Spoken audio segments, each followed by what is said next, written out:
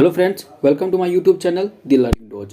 Friends, आज की video में क्लास 8 का साइंस का यहाँ पे मॉडल क्वेश्चंस पेपर 1 का यहाँ पे सेट 1 करने वाले हैं। तो फ्रेंड्स, अगर आप ये चैनल में नए हैं तो चैनल को सब्सक्राइब जरूर कर लीजिएगा। बगल में बेल आइकन होगा, आप उसे भी प्रेस कर लीजिएगा ताकि आपको सबसे पहले वीडियो का हमारा नोटिफिकेशन आपके पास मिल सके। जैसे कि आप लोग जानते हैं फ्रेंड्स कि आप क्या जेक के द्वारा आपका रूटीन भी जारी कर दिया गया है और आपका जो साइंस का एग्जाम कब है, हमारा 5 तारीख को है। तो आपके पास देखा जाए तो बहुत ही कम समय है। अब मैं आपको यहाँ पे नॉन स्टॉप प्रैक्टिस करवाने वाला हूँ, तो चैनल को सब्सक्राइब जरूर करके रखिएगा। चलिए हम लोग वीडियो को शुरू करते हैं। देखिए फ्रेंड्स, हम लोग यहाँ पे पहले क्या करते हैं, पैटर्न को देख लेते हैं कि आपका जो पैटर्न कैसा पूछा जाएगा। देखिए, आपका एग्जाम में टोटल यहाँ पे 19 क्वेश्चंस रहेगा। इसके बाद आपको यहाँ पे 3 सेक्शन में आपका क्वेश्चंस को बांटा जाएगा। पहला सेक्शन में आपको यहाँ पे 1 से 7 तक का प्रश्न देखा जाएगा। उनमें से आपको किन्हीं 5 प्रश्नों को ही उत्तर देना है। इसमें देखिए, हर एक प्रश्न आपका 2 नंबर का रहेगा। अब सेक्शन बी के बारे में बात किया जाए तो देखिए, आपका बी जो क्वेश्चन, आपका जो बी सेक्शन होगा, ये 8 से 14 तक का यहाँ पे लघु उत्तरीय प्रश्न रहेगा। इसमें क्या होगा कि आपको 7 में से इसमें भी 5 प्रश्न का ही उत्तर देना है, लेकिन आपको यहाँ पे एक क्वेश्चन 3 नंबर का रहेगा। आगे देखिए, जैसे सेक्शन सी में, तो सेक्शन सी होगा 15 से 19 तक में होगा, वो भी दीर्घ उत्तरीय प्रश्न होगा। इनमें किन्हीं 3 प्रश्नों का ही उत्तर देना है, मतलब कि 5 प्रश्न में से आपको किन्हीं 3 प्रश्न का ही उत्तर देना है। अब ये मार्क्स कितना का रहेगा, तो एक क्वेश्चन आपका 5 मार्क्स का रहने वाला है। तो इस तरह से आपको क्या होगा, आपका पैटर्न देखने को मिलेगा। चलिए अब हम यहाँ पे सेक्शन ए का क्वेश्चन नंबर 1 देख लेते हैं।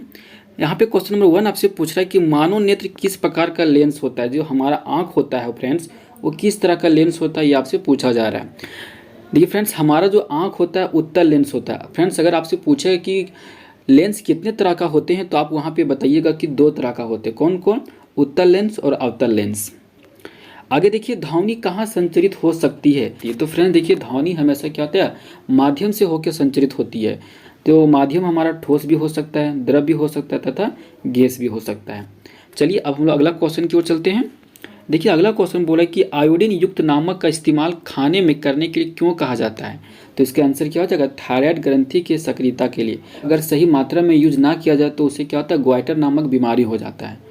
तो चलिए अगला क्वेश्चन बोल रहा है कि किशोरावस्था की अवधि क्या है, ये आपसे पूछा जा रहा है। तो देखिए, इसका आंसर क्या हो जाएगा, 11 से 19 वर्ष ये क्या होता है, किशोरावस्था की अवधि माना जाता है। अगला क्वेश्चन देखिए, अगला क्वेश्चन नंबर 5 आपसे पूछा जा रहा है कि बॉल बेयरिंग के उपयोग से घर्षण बढ़ता या घटता है, ये आपको बताना है। तो देखिए, इसका क्या होता है, घर्षण घट जाता है। आगे आपसे पूछा जा रहा है कि बर्फ पर चलने पर आप फिसल जाएंगे, क्यों। तो उसमें क्या होता है, बर्फ में घर्षण बल वहाँ पे कम होता है, तो इसीलिए हम लोग वहाँ पे क्या करते हैं, बर्फ में फिसल जाते हैं। तो देखिए, घर्षण बल अगर पूछा जाए तो फ्रेंड, तो क्या होता है, घर्षण बल एक तरह का बल होता है। ये हम लोग को लिखने में मदद करता है, ये हम लोग को चलने में भी मदद करता है। आगे देखिए, क्वेश्चन नंबर 7 इसका, आँख से दिव्यांग व्यक्ति के लिए कौन सी लिपि लोकप्रिय है, ये आपसे पूछा जा रहा है। तो देखिए फ्रेंड, जो अंधे लोग होते हैं उनको यहाँ पे ब्रेल लिपि से क्या होता है, उनको पढ़ाया जाता है। चलिए अब हम लोग अगला सेक्शन चलते हैं, सेक्शन बी की ओर। देखिए, इसका क्वेश्चन नंबर 8 क्या बोल रहा है, बोला कि अगर दाहिने हाथ से लिखा जाए तो समतल दर्पण में बना प्रतिबिंब किस हाथ से लिखता हुआ प्रतीत होगा, ये आपसे पूछा जा रहा है। तो वही इसका आंसर यहाँ पे हो जाएगा, दाहिने हाथ से लिखा जाए तो समतल दर्पण में बना प्रतिबिंब बाएं हाथ से लिखता हुआ प्रतीत होता है। चलिए अब हम लोग आगे देखते हैं, घर्षण कम करने के 2 उपाय बताइए। आपसे यहाँ पे पूछा जा रहा है कि घर्षण बल को कैसे कम किया जा सकता है, आपको यहाँ पे किन्हीं 2 एग्जाम्पल देना है। तो देखिए, ग्रीस या तेल डालकर अधिक घर्षण वाली जगहों से घर्षण कम कर सकते हैं। तो इसका देखिए दूसरा पॉइंट, एक वस्तु को दूसरी वस्तु के पृष्ठ से लुढ़काकर घर्षण बल कम कर सकते हैं हम लोग। चलिए अब हम लोग अगला देखते हैं, क्वेश्चन नंबर 10 की ओर। देखिए, क्वेश्चन नंबर 10 बोल रहे हैं फ्रेंड्स कि आकाश में तड़ित पहले दिखाई देती है जबकि मेघ गर्जन बाद में सुनाई देती है, क्या आप इसकी व्याख्या कर सकते हैं। तो देखिए फ्रेंड्स, हम लोग देखते हैं कि जब बरसात वगैरह में भी क्या होता है, या तो जहाँ हम लोग गर्जन होता है तो उस समय हम लोग को सबसे पहले लाइट दिखाई देता है, उसके बाद हम लोग को गर्जन सुनाई देता है। तो ऐसा क्यों होता है, क्योंकि जो लाइट का मतलब कि जो प्रकाश का जो क्या होता है वेग, यहाँ पे ध्वनि का वेग से ज़्यादा होता है, इसीलिए हम लोग को यहाँ पे पहले प्रकाश दिखाई देता है, उसके बाद ध्वनि सुनाई देता है। तो यही इसका आंसर हो जाएगा फ्रेंड्स। देखिए, आकाश में तड़ित पहले दिखाई पड़ती है तथा मेघ गर्जन बाद में सुनाई देती है, क्योंकि प्रकाश का वेग ध्वनि के वेग से क्या होता है, अधिक होता है। यहाँ तड़ित क्या हो जाएगा, हमारा एक प्रकाश है, और तथा मेघ क्या हो जाएगा, हमारा यहाँ पे गर्जन जो कि ध्वनि है। आई होप इसे समझ गए होंगे। चलिए अब हम लोग यहाँ पे अगला क्वेश्चन चलते हैं। उन कारणों की व्याख्या कीजिए जिनमें अम्ल वर्षा होती है। मतलब अम्ल वर्षा किसके कारण से होती है ये आपसे पूछा जा रहा है। वायु प्रदूषण के कारण वायुमंडल में उपस्थित सल्फर और नाइट्रोजन के ऑक्साइड वायु में उपस्थित जलवाष्प से प्रतिक्रिया करके क्रमशः क्या करता है, गंध का अम्ल यहाँ पे नाइट्रिक अम्ल का निर्माण करते हैं। ये अम्ल वर्षा जल के साथ मिलकर जब धरती पर गिरते तब उसे ही हम लोग यहाँ पे क्या कहते हैं, अम्ल वर्षा कहते हैं।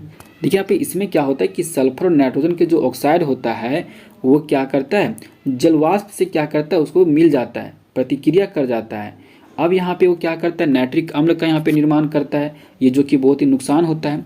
ये हमारा क्या होता है कि अम्ल वर्षा जल के साथ मिल जाता है, जब धरती पर ही ये हम लोग गिरता है तो उसी को हम लोग यहाँ पे अम्ल वर्षा के नाम से जानते हैं, या तो अम्ल वर्षा उसको कहते हैं। चलिए अगला देखते हैं क्वेश्चन नंबर 12 की ओर।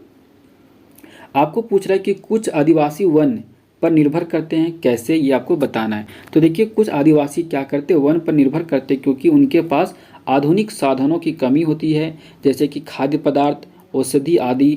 तो वो कहाँ से वो लाएंगे, तो वो चीज़ें उन्हें जंगल से ही प्राप्त करनी पड़ती है, इसलिए वो क्या करते हैं, आदिवासी जंगल पर निर्भर करते हैं।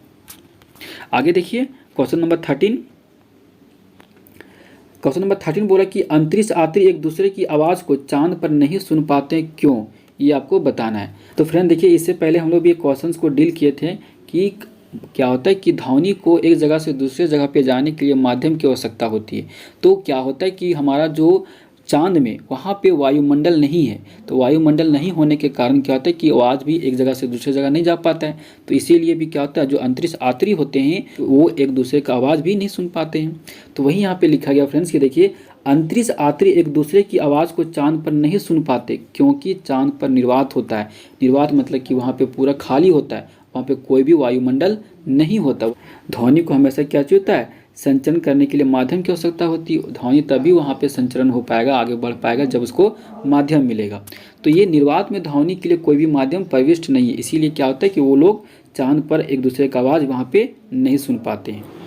अगला क्वेश्चन आपसे पूछा जा रहा है क्वेश्चन नंबर 14 कि ऋतुस्राव क्या है, ये आपको बताना है और आपको इसका वर्णन करना है। देखिए इसका आंसर क्या हो जाएगा, यदि अंडाणुओं का निषेचन नहीं हो पाता है तब उस स्थिति में अंडाणुओं तथा गर्भाशय का मोटा स्तर उसकी रुधिर वाहिकाओं सहित निस्तारित हो जाता है। इससे स्त्रियों में रक्तस्राव होता है, मतलब कि वो ब्लड के रूप में क्या करता है, बाहर निकल जाता है, जिसे हम लोग यहाँ पे क्या कहते हैं, ऋतुस्राव कहते हैं। इसका टाइमिंग के बारे में बात किया जाए तो लगभग ये 28 से 30 दिन में क्या होता है, एक बार होता है। फ्रेंड जो पहला ऋतुस्राव होता है यौवना में ही क्या होता है, प्रारंभ हो जाता है, जिसे हम लोग यहाँ पे रोजोदर्शन कहते हैं। तो चलिए अब हम लोग यहाँ पे अगला क्वेश्चन चलते हैं क्वेश्चन नंबर 15 की ओर। अब हम लोग सेक्शन सी की बात कर रहे हैं। देखिए क्वेश्चन नंबर 15 क्या बोला कि हमें जैव विविधता का संरक्षण क्यों करना चाहिए, ये आपसे पूछा जा रहा है। तो देखिए हाँ, हमें क्या करना चाहिए, जैव विविधता का संरक्षण करना चाहिए, क्योंकि जैव विविधता फसलों से भोजन हमको प्राप्त होता है, पशुओं से वानिकी और मछली प्रदान करता है।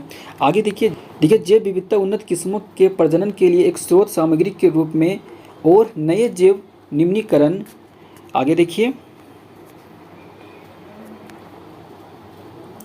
कीटनाशकों के एक स्रोत के रूप में, नई फसलों एक स्रोत के रूप में आधुनिक कृषि के लिए भी क्या होता है, उपयोग में आती है। आगे देखिए जैव विविधता चिकित्सीय गुणों के साथ साथ पदार्थों का एक समृद्ध स्रोत भी है। कई महत्वपूर्ण औषधि संयंत्र आधारित पदार्थ के रूप में भी क्या होता है, ये उत्पन्न होता है, जिनकी उपयोगिता मानव स्वास्थ्य के लिए अमूल्य है। ये संयंत्र आधारित पदार्थ के रूप में जैसे कि लकड़ी, तेल, स्नेहक, खाद्य, यहाँ पे जायके, औद्योगिक इंजाइम, सौंदर्य प्रसाधन, इत्र, सुगंध, रंग, कागज, मोम, रबर जैसे उत्पादों के लिए भी क्या होता है, विभिन्न प्रकार के प्रजातियों के पौधे से भी प्राप्त किया जा सकता है। तो फ्रेंड्स आप इसे क्या कीजिए, इसको स्क्रीनशॉट कर लीजिए। चलिए अब हम लोग अगला क्वेश्चन की ओर चलते हैं, क्वेश्चन नंबर 16। क्वेश्चन नंबर 16 क्या बोल रहा है कि जल प्रदूषण को कम करने के लिए क्या करना चाहिए। देखिए इसका आंसर क्या हो जाएगा, जल प्रदूषण को दूर करने की शुरुआत सबसे पहले व्यक्तिगत रूप पर होना चाहिए। घरों में बचा या खराब हुआ तेल, घी नालियों में क्या होना चाहिए, नहीं बहाना चाहिए। इसमें क्या होता है कि घरों में जो भी हम लोग को बचा हुआ तेल होता है या घी होता है, कभी भी नाली में नहीं डालना चाहिए। आगे देखिए निर्माण स्थलों का गंदा पानी भी बिना उपचार के नदी नालों में नहीं बहाना चाहिए। देखिए अगला पॉइंट, खेती में कृत्रिम रासायनिक उर्वरक कीटनाशी यहाँ पे होगा फ्रेंड्स, कीटनाशी यहाँ पे खरपतवारनाशी का उपयोग घटाना चाहिए। आगे देखिए, नालों का जो पानी होता है नदी में गिराने से पहले उनका उपचार किया जाए। कई बड़े शहरों में इसकी व्यवस्था भी है। आगे बताया जा रहा है कि नदी, नालों, तालाबों, कुओं के नियमित सफाई भी यहाँ पे की जाना चाहिए। देखिए, जो नदी होता है, नाला होता है, तालाब होता है, कुआं होता है, ये सबको हमेशा नियमित मतलब कि टाइम पे हम लोग को इसको साफ करते रहना चाहिए। इससे भी क्या होगा कि जल प्रदूषण कम होगा। आगे देखिए, क्वेश्चन नंबर 17 क्या बोल रहा है, पुरुष हार्मोन का नाम एवं कार्य बताइए। तो पुरुष का कौन सा हार्मोन होता है, उसका क्या क्या कार्य होते हैं, ये आपको बताना है। तो चलिए इसके आंसर देखिए। तो ये टेस्टोस्टेरोन जो होता है, हम लोग उसको पुरुष का हार्मोन के नाम से जानते हैं। आगे देखिए, इसका जो प्रमुख क्या क्या काम है, यह प्रमुख पुरुषों का हार्मोन है जो कि एनाबॉलिक स्टेरॉयड है। यह इसका काम क्या है, यह प्रजनन अंग के सही काम करने और पुरुष लक्षणों जैसे कि मूछ वगैरह, दाढ़ी वगैरह, आवाज़ का भारीपन, ताकत आदि के लिए जिम्मेवार। जैसे जिस समय लड़कों का किशोरावस्था शुरू हो जाता है तो उसमें क्या होता है कि उसका मूछ वगैरह, दाढ़ी वगैरह, ठीक है, आवाज़ में भी क्या होता है, परिवर्तन होने लगता है। आगे देखिए, क्वेश्चन नंबर 18 क्या बोला कि वायु प्रदूषण को कम करने के लिए क्या क्या उपाय अपनाएंगे। तो देखिए फ्रेंड्स, जो वायु प्रदूषण को आप कैसे कंट्रोल कर सकते हैं, अब इसे यहाँ पे वो पूछा जा रहा है। चलिए इसका आंसर देखते हैं। देखिए, वायु प्रदूषण पर नियंत्रण निम्न प्रकार से कर सकते हैं। घरेलू ईंधन के रूप में कोयला तथा लकड़ी का प्रयोग कम करना चाहिए। इसकी जगह गोबर गैस तथा एलपीजी का यहाँ पे उपयोग करें। तो लकड़ी, कोयला को हम लोग को प्रयोग में क्या करना चाहिए, कम करना चाहिए, और इसकी जगह पे गोबर गैस और एलपीजी का ज़्यादा उपयोग करना चाहिए। तो इससे भी क्या होगा कि वायु प्रदूषण कम होगा। आगे देखिए, स्वचालित वाहनों में शीशा रहित तथा सल्फर रहित पेट्रोल का उपयोग करना चाहिए। आगे देखिए, साइकिल, ई रिक्शा का उपयोग बढ़ाना चाहिए। जैसे साइकिल वगैरह हो गया और रिक्शा वगैरह का भी यहाँ पे उपयोग करना चाहिए। पटाखों का बहिष्कार करना चाहिए। अगला बोल रहा है फ्रेंड्स कि जो पटाखे होते हैं उसको भी क्या करना चाहिए, बहिष्कार करना चाहिए, क्योंकि इससे क्या होता है, हमारा वायु प्रदूषण भी बहुत अधिक होता है। अगला पॉइंट आपसे बोला जा रहा है कि कल कारखानों को आबादी से क्या होना चाहिए, दूर स्थापित किया जाना चाहिए।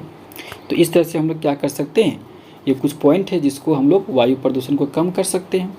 समतल दर्पण द्वारा बने प्रतिबिंब की क्या विशेषताएं हैं, अगला क्वेश्चन ये आपसे पूछा जा रहा है।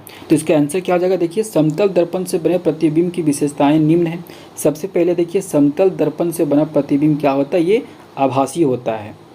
आगे देखिए, दूसरा पॉइंट बोल रहा है कि समतल दर्पण से बना प्रतिबिंब दर्पण के पीछे होता है। अगला पॉइंट बोल रहा है कि समतल दर्पण से वस्तु की दूरी तथा प्रतिबिंब की जो दूरी होती है क्या होती है, समान होती है।